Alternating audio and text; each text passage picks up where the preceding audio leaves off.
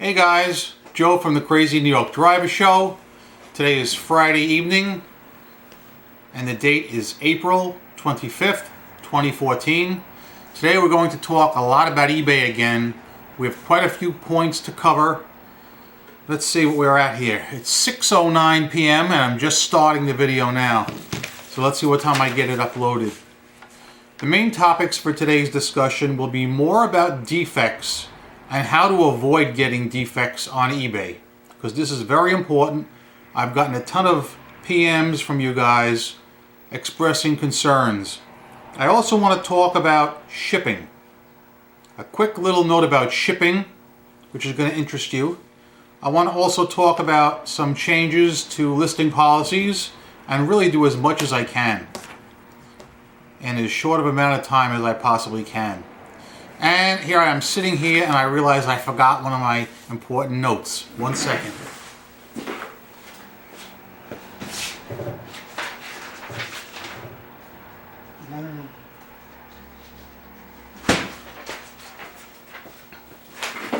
I thought I had it all covered. Alright guys, before we get into this week's updates and eBay news events, a quick rehash of last week's video. Thank you for all the positive comments and for the over 1,000 views. Thank you guys. It is very much appreciated. I read a lot of your comments and your concerns. We're going to talk about some of them today. A few newsworthy items I'd like to tell you. I made a video the other day I'd like to point out, and if I remember I'll put a link below. It's not eBay related, but I actually took a day off during the week. No, don't worry, I didn't go to the movies alone wearing flip-flops and no socks. Nothing like that. What we did was we went to the New York State Pavilion, which is located in Queens in Flushing Meadows, Corona Park, the site of the old New York City World's Fair, because they opened the New York State Pavilion for the first time since the fair. It was a rare chance to get in and check it out, because sadly the city has let it rust away and it is considered unsafe in certain spots, and they're probably not going to open it again. The city was overwhelmed with thousands and thousands of people that showed up. They never expected this many people. However, the crowd was very nice, very orderly. There were no problems. There were hardly any cops on hand, which really surprised me. They really could have used them to direct traffic. The place was freaking mobbed. We had a great time. Hopefully you'll check that video out. Alright, let's talk about eBay. There was a webinar a couple of days ago regarding the new defect system and the seller dashboard. And there's going to be another webinar on Tuesday regarding updates to the global shipping program. I'm going to discuss the first webinar with you now, and I will be attending the other one on Tuesday, which will be at 2 o'clock Eastern Time.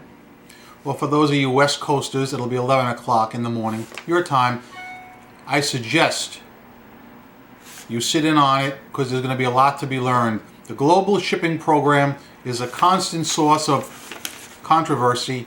I'm not opted in, but maybe someday if they straighten it out, I will. But let's talk about defects. Now, as you may or may not know, with the new defect system, you have a chance to get 7 defects per transaction. Can you believe that? It's like running a gauntlet. You have to pass 7 criteria.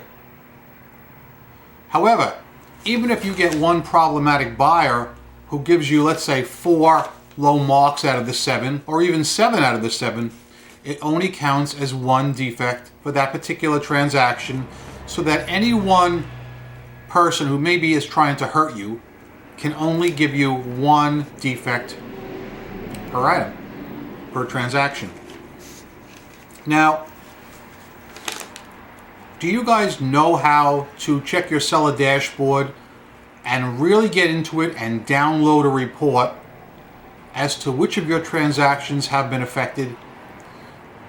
If I say anything that maybe confuses you regarding the seller dashboard and how to do this stuff, type it in the comment below, Because what I might do is I might do some screenshots in the near future and cover that. Because I know some of this stuff might be a little bit difficult to grasp. For instance, let's just start with this seller dashboard right now. I have mine queued up here. I'm going to show it to you real quick. I know it's maybe not going to come out clear, but I want you to see this.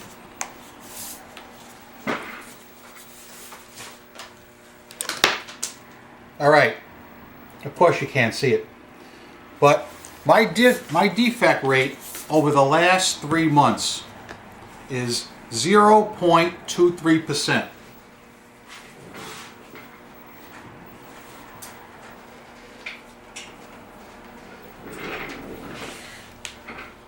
In the last video, we were talking about our defect rates. I have one case that was opened for an item not as described. And that is because a person won an item of mine and thought he was getting 4 caps and he only bid on 1. And that's something that concerns me. I talked to you about this over the last few weeks.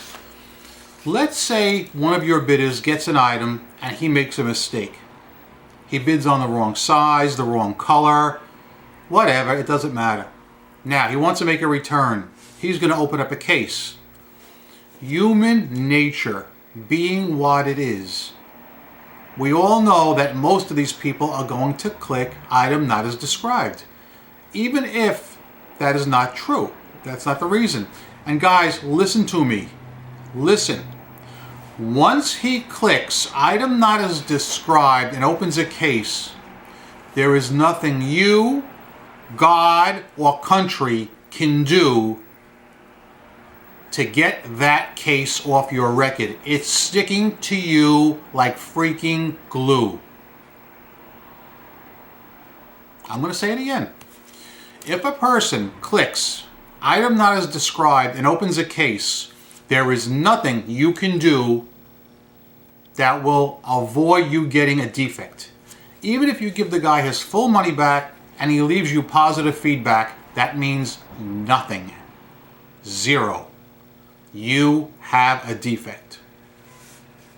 This is right from the eBay webinar. Trust me, guys. I'm here to help. Now, what can you do to avoid? You don't want people clicking and opening any cases against you. All right? What I've been doing is I've been sending out these little letters telling people if they have any problem to contact me directly at my dedicated phone number. Have they been contacting me? Yeah, they have. I mean, people will contact me and like ask a question like, well, I got the item, but I really thought that it was going to fit my car and it doesn't because, you know, I admit I didn't read the listing. And the people are being honest. I respect them for that. Even though they're not doing what they're supposed to. They're supposed to read the auction, and they're not doing that. They look at the picture, they think it's what they want. They do the buy it now, they pay, they get it, and it's wrong. So what they're doing is they're calling me directly, and they're basically saying, Joe, I screwed up. I bid on the wrong item. Can I exchange it or can I return it? So, of course, I do take 14-day returns, so that's no problem there. So I say, yeah, sure, you can return it if you want. Exchanges, usually I don't have the thing they want, or the thing they want maybe costs too much, you know, and it wouldn't be fair. So, I think I'm not kidding you guys. Since my last video, I must have had 5 calls where people didn't read the listing. But the people were nice about it, and I'm going to tell you how to avoid a defect. Here's what I said to them. I said, you want a refund? No problem. Here's the way we're going to work it. Send me the item back. As soon as I get it back, I will give you a refund through PayPal. At that time, I will send you a cancel transaction form through eBay. All you have to do is agree to it. Now this is important, guys. Listen, listen, listen. There are some people that will give a refund through PayPal, a full refund. Let's say for argument's sake it's $100.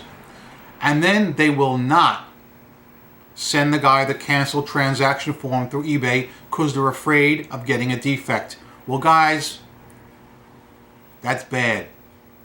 eBay has come out and said on camera that if you do that, if you give someone a full refund through PayPal and do not open a cancel transaction case through eBay, they will automatically assign you a defect because they think that you're giving the refund because you're out of stock on the item and you screwed up, or because you sold it to another bidder.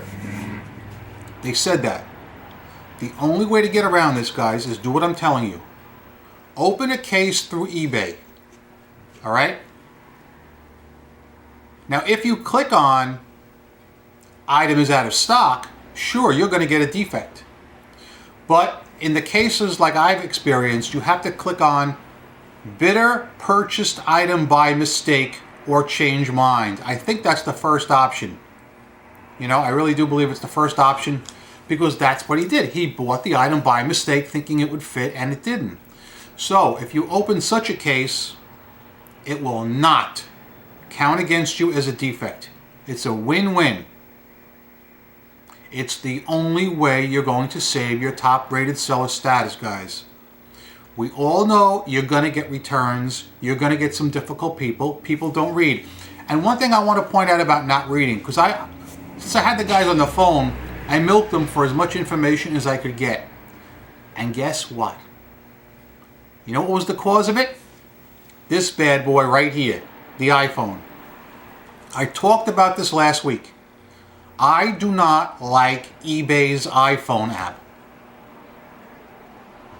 It needs to be totally overhauled and redone, in my opinion. Conversely, I love the Facebook iPhone app. It's great. It works great. I can always check in. I can always upload pictures from where I'm with my friends instantly. Bang, bang, bang, respond to comments. But with the eBay iPhone app, I use this for only two things. To check on what has sold and to answer questions prospective buyers have asked me. You know, question for seller, because that's important. So yes, I'll use it for that. I do not buy with this, and I do not list with this. That's what the MacBook is for. All right? That's what I list with. Now, sure, if I was on an island and I'm marooned and I only had this, you make do. But there's just no reason. I really seriously think that eBay needs to redo their iPhone app. All 5 of my people who called up said, Joe, I had problems with the iPhone app. It didn't work right. One person said he couldn't even open a PayPal account with it. So this is all stuff you got to keep in mind, all right? The idea is to survive, make money, and keep your top-rated seller status. One of the people on the panel, and the panel the other day was Brian Burke. He was one of the moderators, and he had to say, he was joined by Christy Demons, and they said that once these new implementations come into play, they expect to lose a certain percentage of the people who are currently top-rated sellers. And my goal is to see that it's none of you. All right? It may be a little tedious, but it's fairly easy to understand and grasp what's going on here. All right? There's always an answer. All right? Let's talk about... Geez, there's so much to talk about. The feedback, as I had mentioned a couple of weeks ago, if you sell a person something and they don't leave you positive feedback, it's nothing to get concerned about because they consider that almost as good as a positive feedback. As long as a person doesn't complain or open a case, you're in the clear. Once that case is open, baby, look out. Look freaking out. The only way you can get around it is if a case is opened and you escalate it to eBay customer support and it's found in your favor. In that case, it won't count. But guys, be freaking careful. Only escalate it if you know you can win. An example would be if you ship a guy an item, he says he did not get it, but the tracking clearly shows it was delivered to his house. Well then, yes, you could escalate that case and you would most likely win. That would not be a problem. But if a guy said, let me give you an example. Let's say I sold some 14-inch hubs. The guy gets them and he says, oh, I wanted 15-inch. Bang, item not as described. Well, even though I clearly say it's 14-inch in the listing, I'm not sure that I would win. That's the climate we're in. I mean, you have to be really sure. Okay? You don't ever want a snag case opened against you. It's the kiss of death. As far as negative feedbacks are concerned, I don't think I mentioned this last week. If your buyer leaves you a negative feedback and you contact him and say like, I will do whatever you want for you to remove it. Let's say I'll give you your money back and you can keep the item. And the guy agrees. And he revises his feedback to a positive and then it goes away. You're not in the clear, guys. That still counts against you. That counts actually as a defect. Even though the neg now appears as positive, the guy was unhappy. eBay feels the buyer is less likely to buy from their site. They're zinging you with a defect. The only negative feedback that will not count as a defect is if eBay themselves remove it. Then you're in the clear. You don't have a problem. But if your buyer removes it, don't think you're free and clear, because you're not, guys. You're not. eBay says they are intentionally raising the bar for top-rated sellers. In other words, they want to weed out the less scrupulous sellers of the group. I'm sure that's none of you guys. We never had any unscrupulous people in the group. Well, there was that one scammer, but forget about him. But I think, guys, if you understand what eBay is saying, and as long as you adhere to their policies and understand them, I think it may be okay. It's not going to be easy. I'm not saying it's going to be easy. Okay? There's a lot of things I want to cover here. Now, a couple of changes have been made that are positive. I don't know if you guys noticed this. I noticed it about a week or two ago. It has to do with fixed price listings, which is where I list. Do you know you can now edit fixed price listings even if you've already sold one of your items? That's something eBay has changed recently over the last few weeks, and 3 cheers to eBay for that. You know, it's good you're able to change the description, you know, on more items that are coming in. I think that's great. You can keep everything up to date and trendy. I think that's a great change. What I'd like to talk about now, oh wait, one more thing about defects, if I may. Always upload tracking.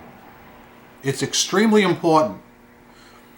If you fall below a certain percentage of uploaded tracking, I think it's 95%, you're in trouble, brother. Please always upload your tracking. If you use eBay labels, they automatically upload it for you. Somebody had asked, actually a few people, who sell really cheap items, let's say for $1. They want to know if they could send their items in a PWE. And the answer is no. You cannot send in a PWE because there is no tracking on that with a regular first class stamp. PWE, for those who don't know, is plain white envelope. It's a card collecting term. But one of my subscribers, Chris, turned me on to a very, very interesting point which I'm going to share with you. And guys, if you ever learn or encounter a really interesting piece of information that you think will benefit the group, please share it with me. I'll be glad to name you, give you credit, give you a shout out, because that's what this is about. People helping each other. Just like with the Facebook groups. We help each other. We do the same thing here on YouTube. Chris sells a lot of inexpensive items. Like $1, $2. And he asked me a question.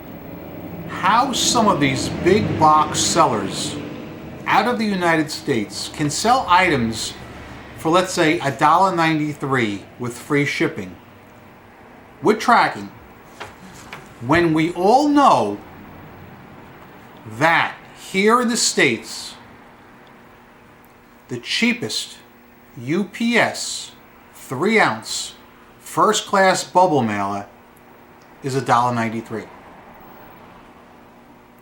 So he asked me that question, and he linked me to a certain person's auction. So I checked out the auction. It was a big box seller overseas. You know these Chinese sellers that we all have disdain for because they sell, cheaper quality items in mass quantity. So the guy was listing an item for $1.93 with free shipping, with tracking, from, I believe it was Hong Kong, okay? And Chris was stymied as to how this guy can do it. And quite frankly, I was stymied myself, but with all due respect, I wasn't all that concerned because people like that don't really have an effect on my business because my items are bigger, bulkier, and it just has nothing to do with me per se. But Chris decided to do some investigative reporting, and he came up with something. I am going to read to you from a paragraph here that he sent me. I want you to understand what he's saying. If anyone sells smaller items, especially electronics or anything within the 1 to 4 ounce weight, then they're affected. For instance, baseball cards. That would affect me. Oh, I don't ship overseas, but there is something called ePacket. Google it. It is an agreement with eBay, the post office, and the China government. Now get ready for this. If a Chinese seller ships something from China to the United States and it weighs 1 to 4 ounces, this agreement and eBay charges them 98 cents. Can you believe that? To go from China to the US, 98 cents. Whereas if we ship something 1 to 3 ounce to our own freaking country, or even in the same freaking country, it costs $1.93. Like I said to you earlier, with the sports cards. I'm telling you, I pay $1.93 5 times a week. eBay and the post office allows China to ship to the United States around the globe cheaper than we can ship a mile away. Talk about screwing eBay sellers. That's how all these China sellers can beat us on eBay with price. Not to mention all the tactics that eBay already lets them get away with. So basically, they get $1 jump on us before we even list an item to compete. Amazing. And he has a few more things to say. But if you guys want to Google this, when you're done watching this video, Google ePacket, China, eBay, USPS. I'd like your thoughts on that. It mystifies me that they would cater to people in another country over domestic sellers like us. I think it's wrong. I think it should be stopped immediately. You don't see the Chinese government wooing us to sell over there. No, just the other way around. And it's bringing in these big box sellers with these substandard items. I talked about this for months.